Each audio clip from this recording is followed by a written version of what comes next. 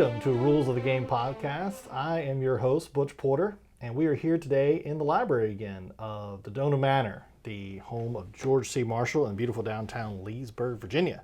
And with me is the one and only beautiful and talented Kaeley Boyle. What's up? How are you? I'm good. How you doing?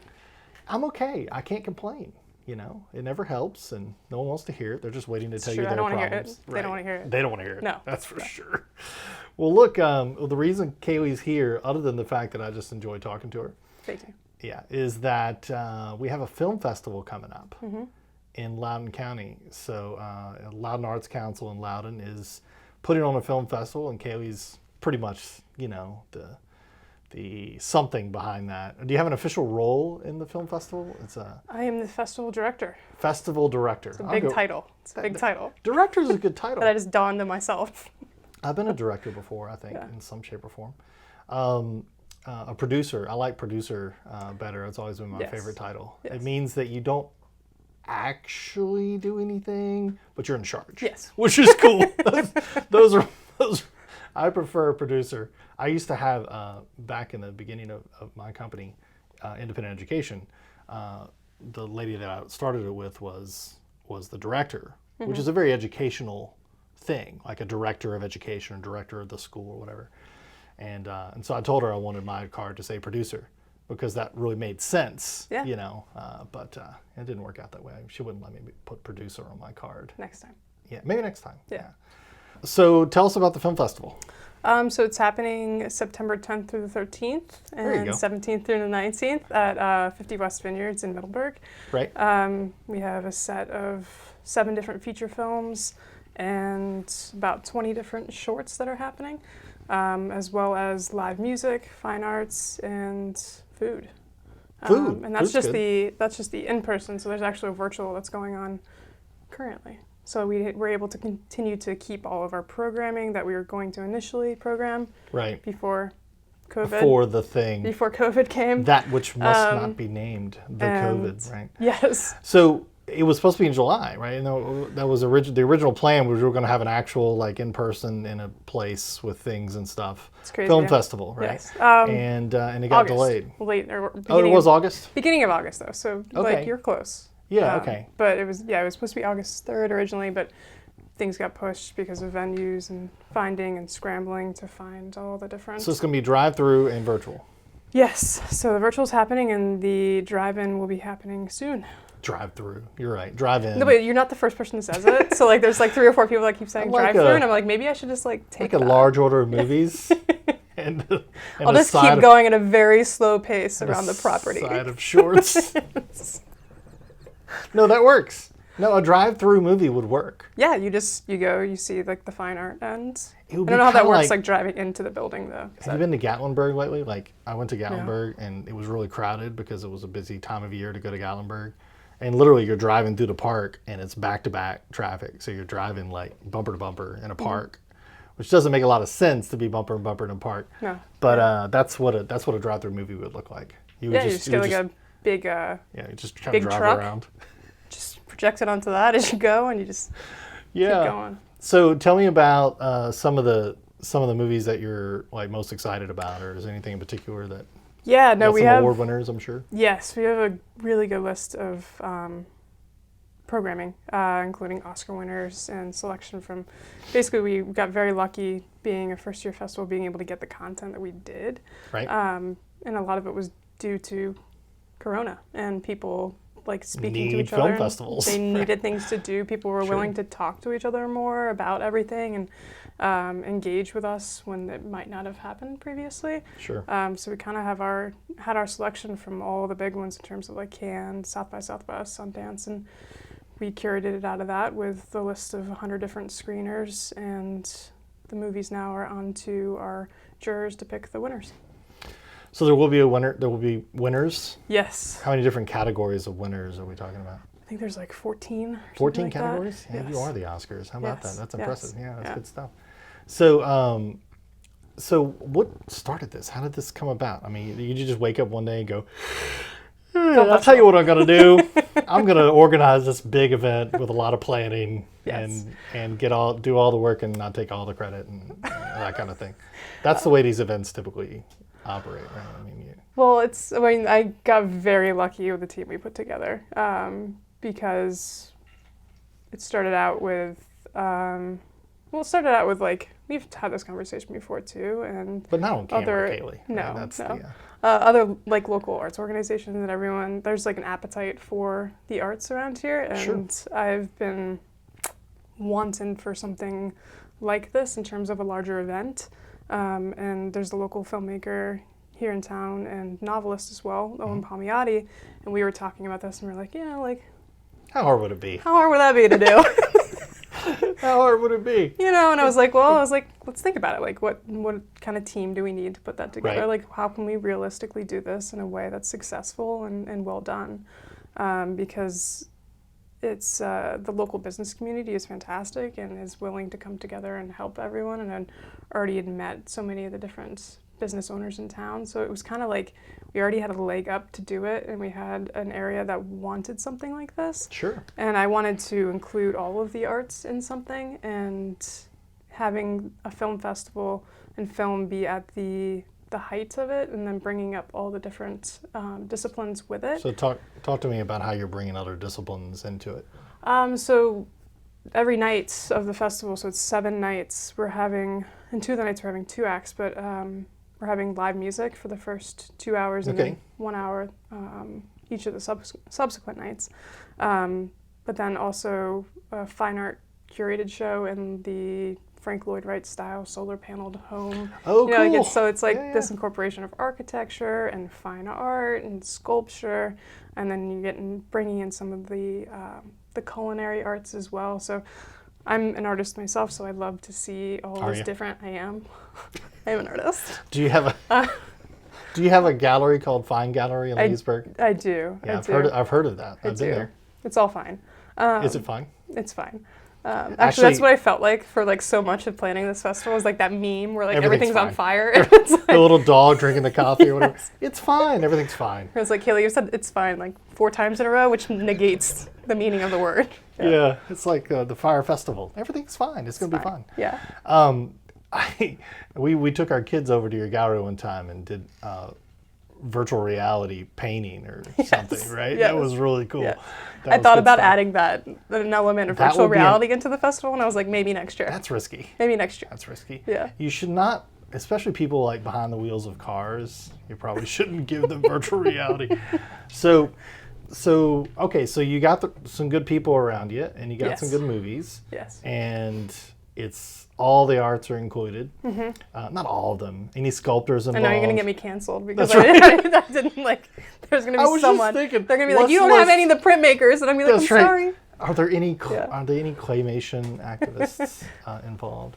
Okay, so, but what's the goal? So the goal to make a great film festival and grow it for years and years to come, and this be another South by Southwest, or is that kind of part of the thing, or is it something you want to kind of keep about the local art community, or what's the mission? I think it's a hybrid of both. I think that's what we're kind of like utilizing and showing here too, because we do have like Virginia's first night with Virginia First. I can't speak anymore. I've been doing too much speaking, so it's just like, and then I start thinking in my head, and I'm oh God. And you think that you're not a good speaker, right? And so it's this like, constant thing, right? Yeah. But it's already a blend of both local and international talent, like throughout all of the different disciplines that we're including. So I do see it getting bigger slowly. In the sense of like, I still want to do everything really well and not overstep what we're capable of doing, which we're already pushing those boundaries by saying like, we're going to do 7 nights of this. Like, why not? Why not? So what's it like being an artist in, especially in the art business, in the middle of, the last 6 months? It's interesting. Yeah, interesting. Which is always a good word, because you can use it in like a myriad of different. Yeah, it's great.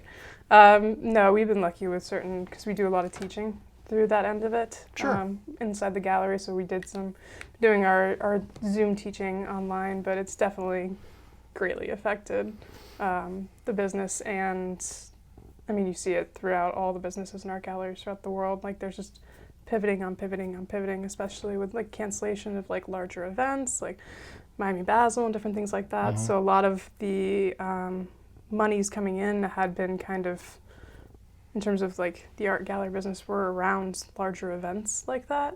And with those canceled, it's kind of just really, you see a lot of different galleries going away, and then mid-level galleries too, even struggling to possibly start to go away. So it's definitely a changing landscape, but I think it's something that a lot of my friends and I have talked about for a while.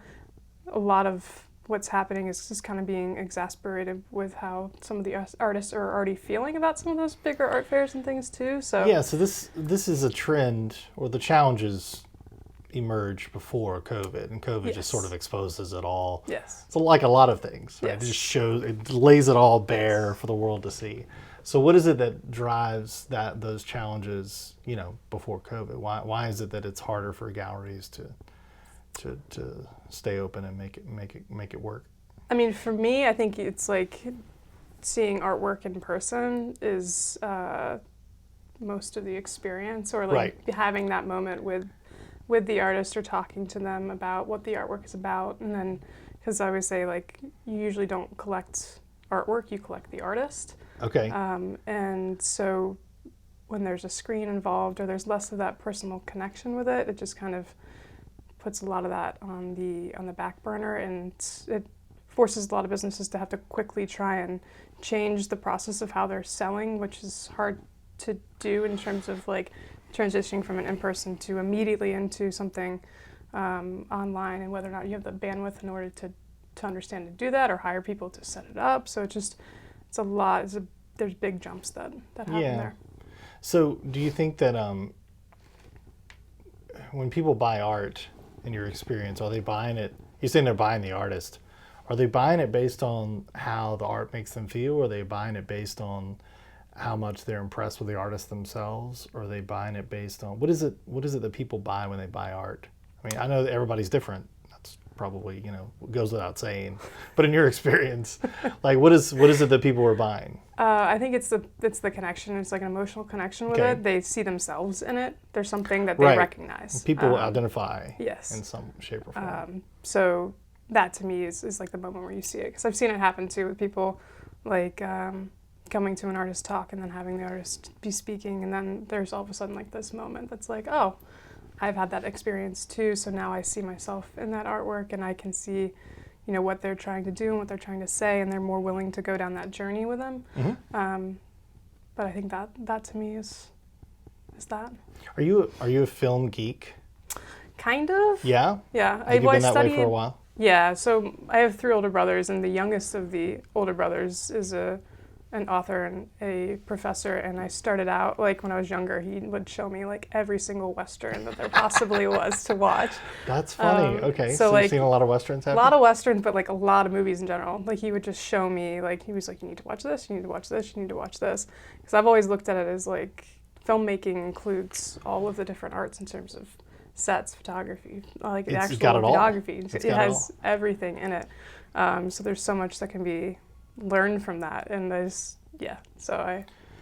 does have all the arts kind of compiled into one. I have a friend and I who helped basically create a great books discussion group that we do every week. We're starting again this fall, which the fall's here technically. It is. In a couple weeks. Did you get your pumpkin spice latte? No. That's against my religious convictions. I'm sorry. I can't do pumpkin spice lattes. I'm shocked. You know what I discovered? I discovered a dirty chai. That's like my favorite thing. Just discovered it? Yeah, literally. That's like offensive to me. This was 2 years ago. Like I didn't know it existed. Okay. I'm not an artist. I don't think you have to be. Things. I don't think you have to be an artist. I think you'd be like a human. I think you have to be an artist to spend enough time in coffee shops, because nobody has it on their menu, right?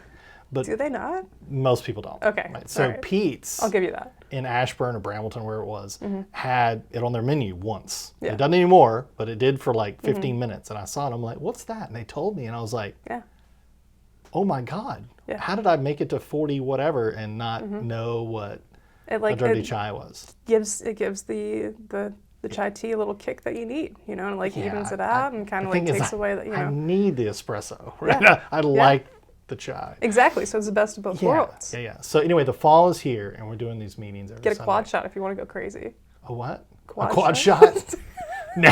No, there for a while, I was doing triple shot lattes at like 3:30 or 4 every day. And I discovered that was not a good idea. I shouldn't do that. I've done that before. I just get straight heart palpitations, and I'm like, what's wrong with my body? Well, I haven't gotten to the point where I can't drink coffee at night, right? Which is cool. I'm very excited about it. I'm still young in that sense. But yeah, so we do these groups, and part of the reading groups is we add a movie to it. Okay. All right. So speaking of Westerns, we did Plato's Apology and High Noon, right? Because they're both about a guy waiting to die, basically. Right? So, and if you haven't seen High Noon, those of you all watching and listening, I recommend it highly. Grace Kelly. It's the only time that I like hated Grace Kelly for a full hour, right? I really felt like I didn't like her. So, all right, so you are a movie geek. So, Now I'm afraid I said that, and like you're gonna throw something out there, and but I'm it's not. Okay. Come on. No, I'm not. I'm not a movie expert. I'm really not. Like I didn't see High Noon until like last year, which is offensive.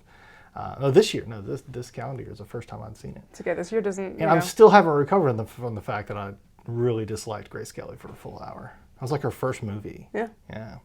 So, well, any of the Westerns that really stuck with you, like that you loved, like that you still love, or did you just like?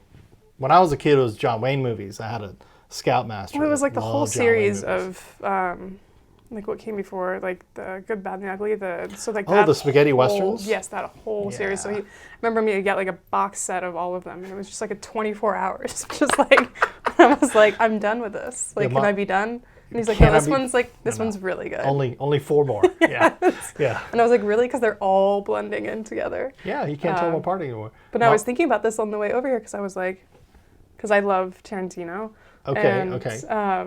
Do you think he's gonna make like Star Trek and like Pulp Fiction in space for the Star Trek movie? You think that's actually gonna happen? Is that supposed to happen? Yeah, that's like the rumor is he's gonna make his 10th movie is gonna be Pulp Fiction in space for the 10th for the next Star Trek movie. For his 10th movie. It movie. Sounds like something that like... that he would do. Yes. It's like, So Quentin Tarantino, go ahead. What were you going to say? Well, no, I was just like thinking through him and I was like, and I was like, oh, it's probably because I watched so many different like Westerns. So I was thinking about like different like lineages of his movies. He gets like, a lot of inspiration from. Yeah. But like my favorite story about him was I think it was a Blockbuster I think he worked in, but it was like an old He worked in movie a Blockbuster? Yeah, yes, but he like didn't go to film school. He just watched like every billion single movies. movie that was possibly in there. Including the bad ones. You can tell that he's watched a lot of bad movies. Yeah. And there's some good things you get from the bad ones, right? You gotta know whose shoulders you're stepping on, right? The first movie I've seen in the theaters since February was Bill and Ted Face the Music at Alamo the other day. I don't do movie reviews for this podcast, so I don't want to get too much into it. But I called it beautifully horrible. Is the best way I could describe. Like if they were to use my review for their DVD or whatever. Butch Porter says. Butch Porter Rules of the Game podcast. Beautifully horrible. It was horrible, and it was so much fun. Right? It was a '90s flashback kind of thing. Right? That's what it was. So how many stars on the beautifully horrible scale? On the beautiful horrible scale, it's a 10. Like whatever. Yeah. On the actual worth seeing scale. It would depend on whether it's now or like 2 years from now. The point is, it's now. Okay. Like it came out now. Yeah. Everything is worth seeing in the theater now. Right? Yes. So just to get out of the house. Just to go to the theater. I love going to the theater. Right. I love going to the theater.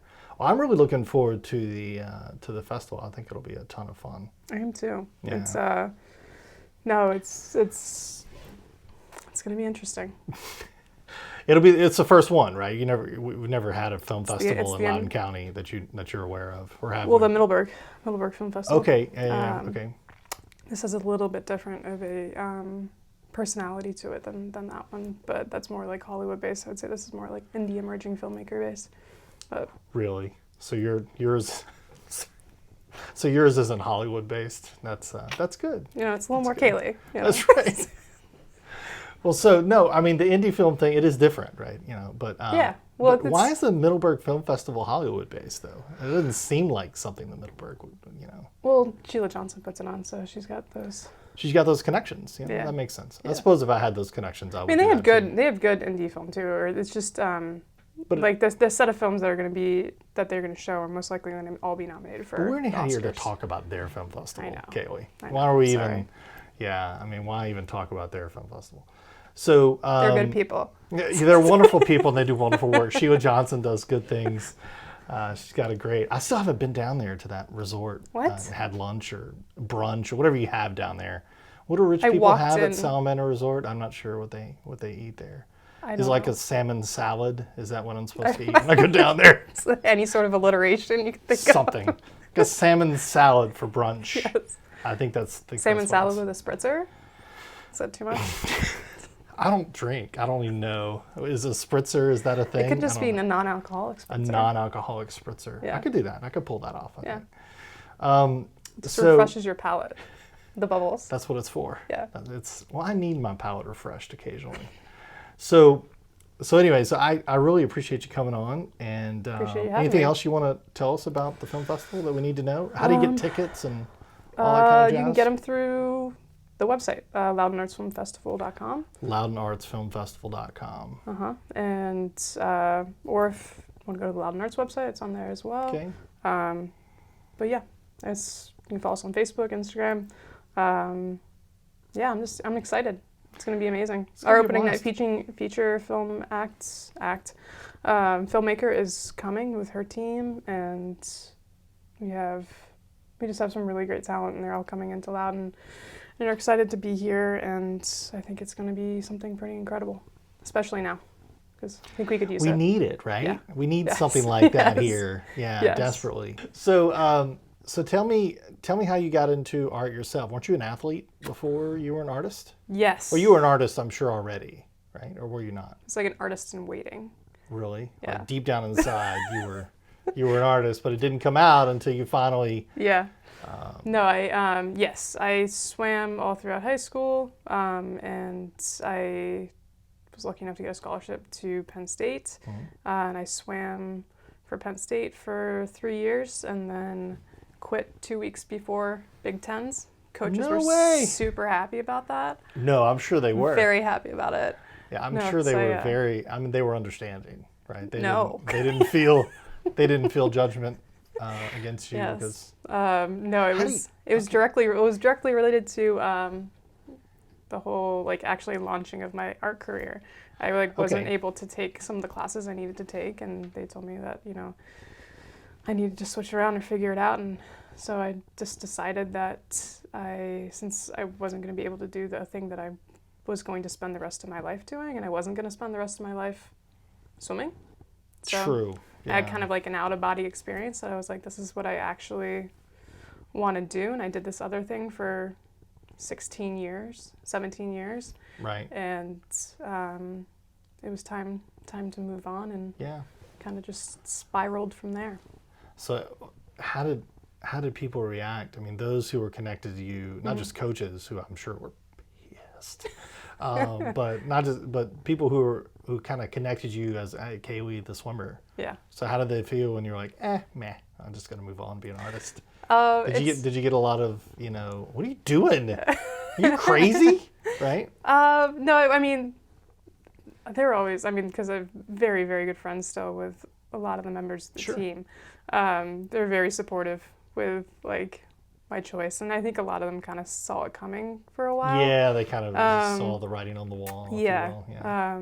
But no, it just, it is interesting thinking about I was actually interviewing Lainey, who's the filmmaker of the opening night feature, The Subject, because she also played softball and tennis in college. So we were Okay. having a moment where we were talking about arts and athletics, and it's always something that is seen. Not always, but oftentimes it's seen as something, they're like two disparate worlds. Like Kaeley the swimmer, Kaeley the artist. But I always found that the things that I learned, the discipline that I learned from having to get up, senior year in high school at 3:17 in the morning to drive 47 minutes to Alexandria to hop in a pool. And I mean, artists don't have that kind of schedule.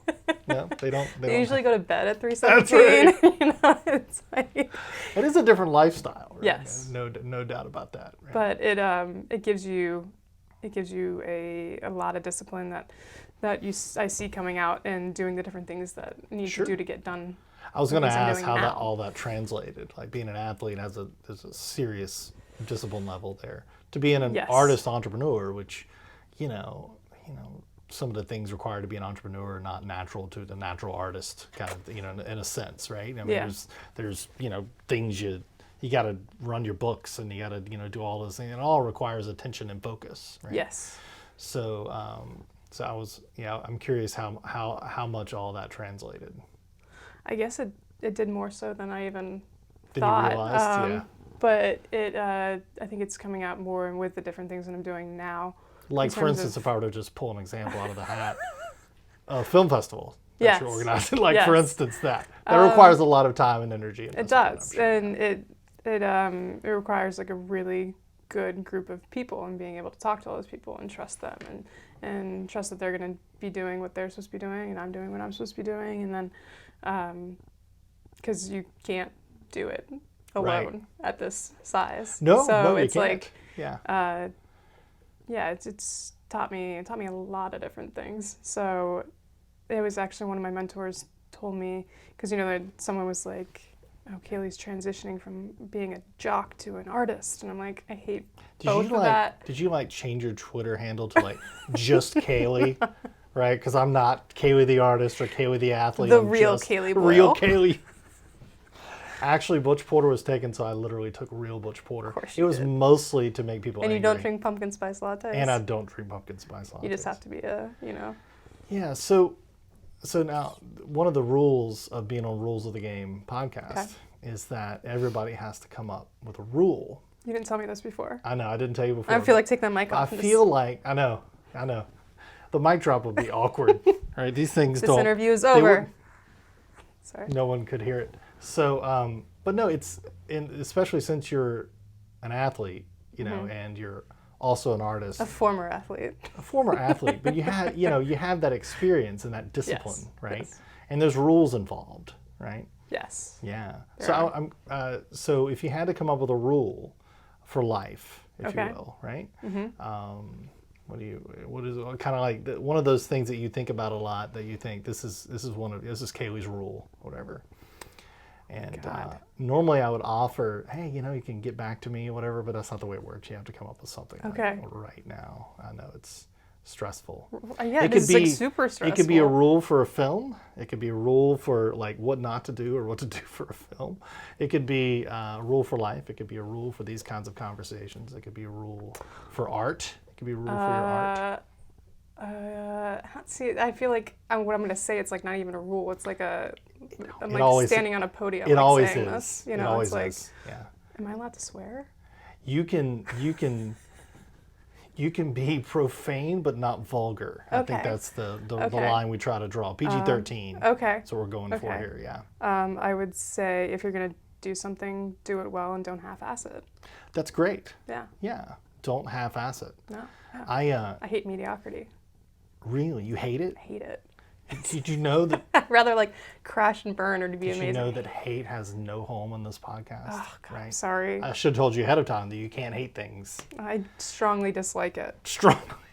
Strongly dislike mediocrity. Yes. So don't half-ass it. That's really good. I could Yeah. use that, and I'm gonna make sure my son listens to this.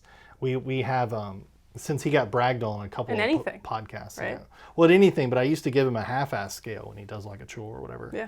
Like on a scale 1 to 10, 10 being you gave it as little possible effort as you possibly could to get away with saying that you may have actually done it. Okay. And a 1 being you actually completed the task fully and completely. So I would give him a half-ass scale, and he was getting a lot of 7s and 8s for a while, but I think he's improved. So he didn't even go a full 10 on the half-ass scale. No, he would. Yeah, I know. It's disappointing almost. Yes. But you hate it, so you don't want him to go. That word has no home here. So, but that's a great rule. I like it. Now, normally what we try to do, I build Venn diagrams out of the rules. Sometimes that works and sometimes it doesn't. So What were some of the other rules? We'll find out. Well, you know what Butch's rule is. No. You're not familiar with Butch's rule? No. It is 2 things can be true at the same time. Okay. Yeah. So Yeah. you can believe something, I can believe something, and they may Perspective. both actually be true. Yeah. two contradictory things may not be true, but Okay. may not be able to. But yeah, anyway, so that's one. We've had Just trying to gauge where Be I'm at. Authentic. Be Authentic. Our second podcast was Be Okay. Authentic. The first one, Bahar, it was whatever you expect is going to happen is probably not going to happen, right? That's very true. However you plan, right? Yes. It's not going to happen. A couple weeks ago, there is such a thing as a free lunch. That was. I know. I saw Peter's, and I was like, oh, you? I have to go after Peter Burnett, and he's like doing this. He's here like in saving town, the and I'm world. like, oh, 39,000 meals so far, according to the sign out there. It was backed up today, by the way. It was like really lined up around the corner. So, but no, that's a really good rule, and I appreciate you coming up with that on the spot. Everybody has to, but Thank you. I think you did a phenomenal job. Thank you. I wish you could have been like more pithy, but No, Yeah. that's a good one. That's a good one.